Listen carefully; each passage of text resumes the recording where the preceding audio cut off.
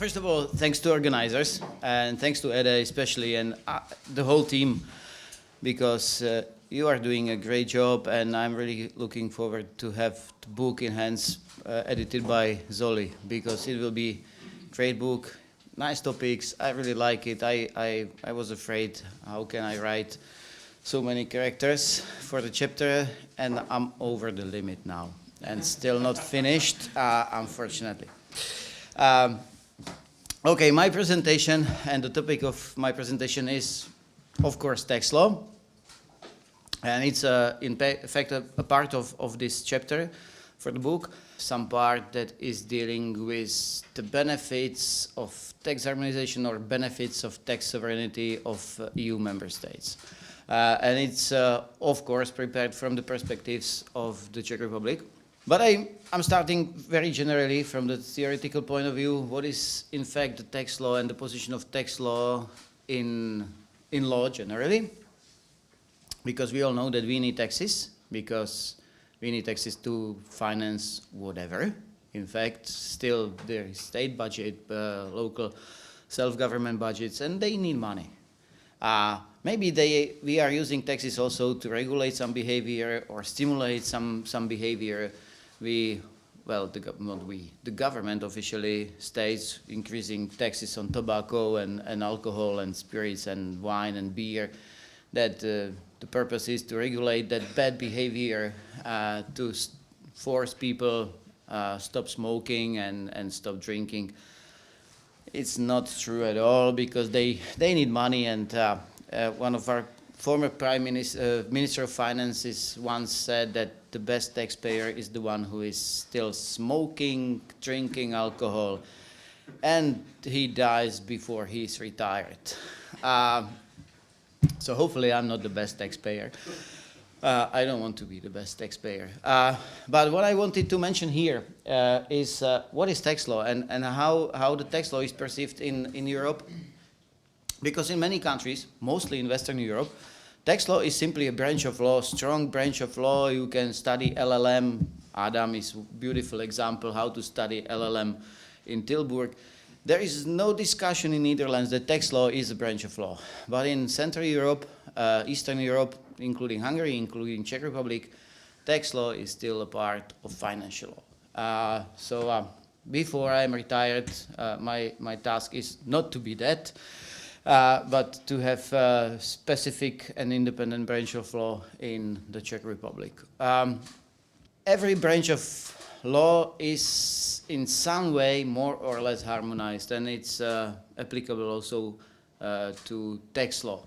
So you can see there are some definitions. What is tax harmonization? I think it's not necessary to read it, but I want to mention one issue. In the Czech tax science, tax harmonization at the EU level represents the process of approximation tax systems of member states on the basis of some common rules. So this is the method, maybe, what to do with tax law and tax law regulation at the European level. But there are other terms, not only tax harmonization, tax coordination, tax approximation, and maybe tax harmonization. Tax coordination, this is the basic level. Let's say we don't want people to pay taxes twice. Once in Hungary, if I have money as a member of tax law professors, and thanks for that, I don't want to pay taxes in Hungary and again in the Czech Republic. And this is the tax coordination. Hungary and the Czech Republic have some double tax treaty, so they cooperate together so that people don't pay taxes twice. Also, if I don't pay my taxes in the Czech Republic from my income in Hungary, it's very probable that the Czech tax administration will know about my incomes from the territory of Hungary. So because there is a cooperation between tax administration, exchange of information, and stuff like that. So be careful. If you have money from one EU country, definitely tax it at that place where you have to tax it, because they know. Tax approximation is the second stage, meaning to approximate the tax systems, to make them closer. but not to harmonize them. Tax harmonization is the third step. And again, within the tax harmonization, we have additional stages, again, 3 stages. First, it's necessary to identify what tax should be harmonized, and generally indirect taxes were chosen to be harmonized. The second step is to harmonize tax basis, and only the third step is that full harmonization, meaning to have unified tax rates. And in my opinion, we will always finish with the second stage. We will be able to harmonize only the tax base, even if there are discussions how to harmonize personal income tax or corporate income tax, still talking only about tax base, because we can see that in EU member states are not ready to harmonize also rates and collect the same rates in all member countries. Maybe if I'm German, I would tell you something else. Maybe in Germany, in France, in Spain, they also tend to harmonize tax rates. But from this region, Central and Eastern Europe, we don't want to unify tax rates because we still can see that we are using tax rates for that national purposes. Tax harmonization can be also seen as a process. It can be positive harmonization. This is what we usually use if we are talking about harmonization, that there is some EU directive that forces member states to unify something, to harmonize the national system with that European regulation. But also, and maybe in tax law it's even more important, negative harmonization. What are the decisions of European courts? And we have to check it. We have to go through these decisions, even if the Czech Republic is not the party in this process. We have to see what is happening in Spain, in Portugal, in Greece, because maybe there is something we have to use and how we have to amend national regulation in the Czech Republic to avoid similar processes. So the decisions of the court are really very, very important. Still, I'm more on that side of tax sovereignty, even if I was talking until now about tax harmonization. Because we need money. We need money to motivate people to behave somehow, and we need money to stimulate some behavior or regulate some behavior. And every government needs tax rates to influence domestic economy and also to influence domestic policy. Plus, we have here some national traditions. And if the national tradition in the Czech Republic is to tax dogs, God knows why. Well, yes, let's tax dogs. We are not ready for any harmonization of taxation of animals. In Germany, they are taxing horses. In Estonia, they are taxing cows. But it doesn't mean that we have to tax cows also in Hungary. Maybe in Hungary, cow is something special, so there is no need to tax cows or horses. Well, to be honest, I were not able to find any reasons why we are taxing dogs and Germany is taxing horses. It's just a tradition. And there are municipalities in the Czech Republic where they are collecting €4 per year for a dog. And definitely tax harmonization, tax administration is much more expensive than the collection. Total collection from all dogs in the village. There are different economic backgrounds and developments. And again, we need specific rates to influence the economy. The last issue is the competitiveness, because with tax rates, you can compete with other countries. You can attract companies seated in Western Europe to change their seat and to move to the Czech Republic if you have lower rates. With lower rates, you can motivate new companies to be seated in your country. So again, this competitiveness is something very important. Here are some benefits of tax harmonization. Of course, we know them. It's because of globalization and international trade, it's fine to have similar rules. But still, in my opinion, the negatives prevail. You can see what EU states The main priorities for EU tax policy are the elimination of tax obstacles to cross-border economic activity, to fight against harmful tax competition and tax evasion, and the promotion of greater cooperation between tax administration in ensuring control and combating fraud. Well, maybe tax fraud is an argument, but the rest, well, do we need some cooperation not connected with the administration? I'm not sure about this. Also, the other argument could be digital and green transition. Yes, we can see that we have more and more ecological taxes, more or less connected with real ecology. But yeah, and digitalization also influences tax law very much. And I wanted to show you some specifics we have in Czech tax law regulation, how the Czech government is trying to motivate, stimulate people to pay taxes in the Czech Republic. For example, and to be honest, Czech Republic is tax heaven for businessmen.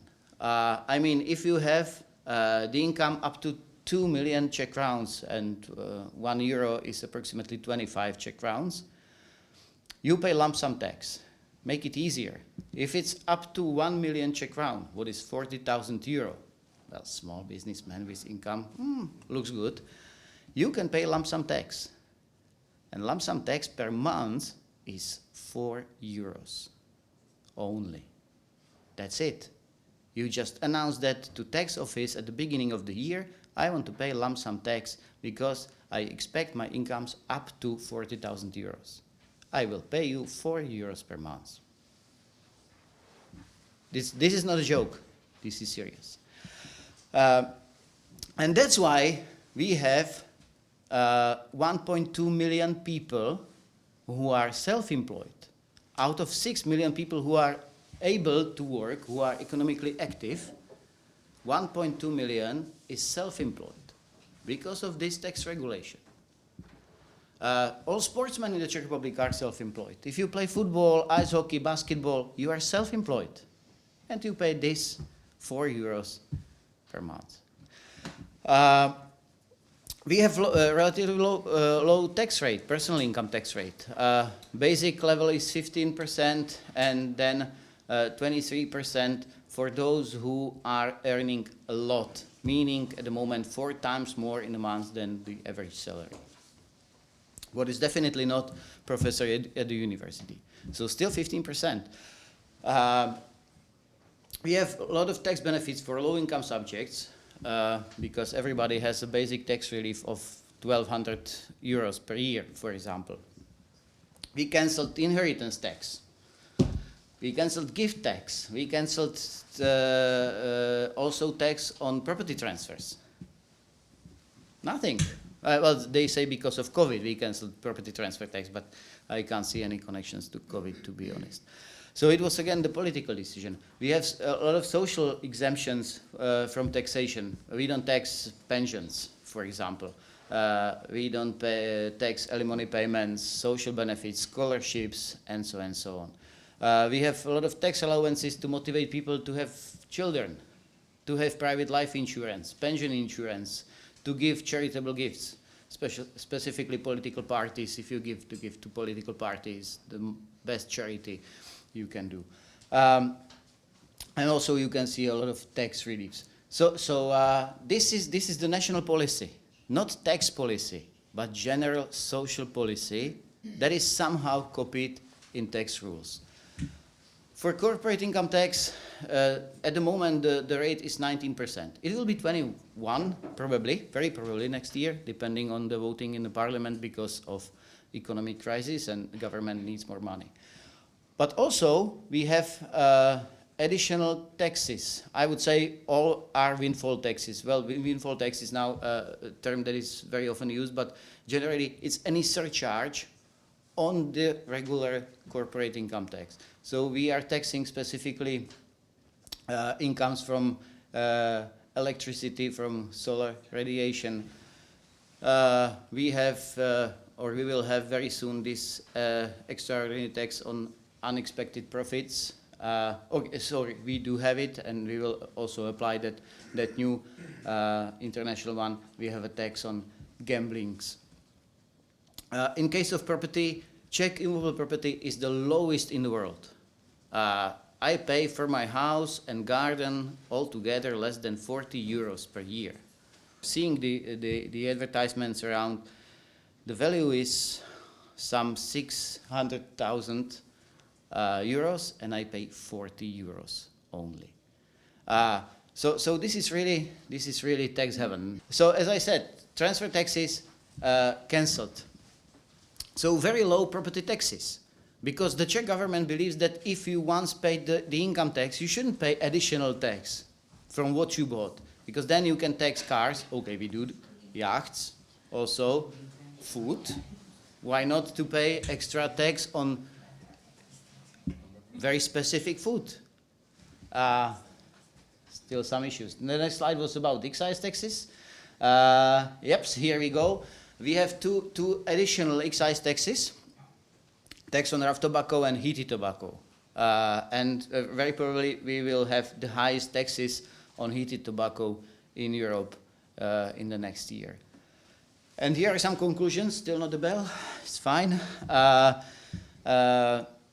Well, I believe that we all in the Czech Republic, more or less, prefer tax sovereignty and not tax harmonization.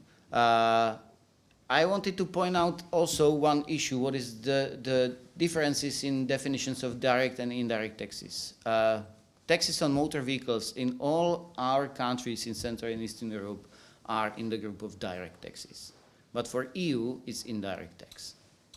So taxes on cars are something that EU wants to harmonize. And we really harmonize that at the EU level. We have Eurovignette directive, so that we have to pay for highways and motorways, and there are some limits. There are also limits for annual taxes on motor vehicles. So we have to follow that. But also we can see here the rebellion of the Czech Republic. Czech Republic wants to abolish that Eurovignette directive, so that there could be the situation where we collect no tax on motor vehicles at all. And this is the strategy of the government at the moment. Also, we have to react somehow on increasing public budget deficits. So what to do? To do something with these entrepreneurs who are not really entrepreneurs. This is the Schwarz system. Because I don't believe that football player is a self-employed person. Simply, he has to follow some commands of the club. He is not independent at all. But according to our courts, not only sportsmen, but also workers who are repairing roads and working in constructions, they are also independent. According to Czech courts, it's legal. I strongly disagree, but probably we have to change the legal regulation if we want to limit this Schwarz system. Anyway, all people who are working in law firms are also independent. There should be some boss who tells you what to do, who is your client, how to deal with the client, and so on. But they are independent. We have to limit tax exemptions. We should do something with the control, because as you can see, that 4 euros per month depends on the income. How to control the income? We had beautiful tool. It was called electronic revenue registry. So when you bought something in a shop, the information went directly, electronically, online to tax administration. And Czech government cancelled that, because according to them, it was not a good tool for self-employed people, for businessmen. Why? I mean, we are in the 21st century. Why not to send information directly? And just one example, it was very visible in case of restaurants. When they started with this electronic revenue registry, we had 40,000 people more employed in restaurants. Where were these people before? Well, they were still working in the restaurant, but unofficially. They were not paying taxes, social and health contributions. Very probably, state was paying them some money because they were officially unemployed. So Such a tool, tax tool, is not the tool only applicable in tax law. You can use these tools and influence also other, not, in this case, not revenues of the state, but expenses of the state. We have to do something with recurrent property tax, that annual property tax. Maybe we should think about some eco aspects in taxation like CO2 emissions. We should think about some relaunch of property transfer tax. So there are still some issues in tax law. But again, as you can see from these conclusions and findings, mostly they are based on the decision of local government, meaning national government, the government of EU member state, not by, influenced by European Commission. Thank you very much, and if you have any questions, I'm of course ready to answer them. Thank you.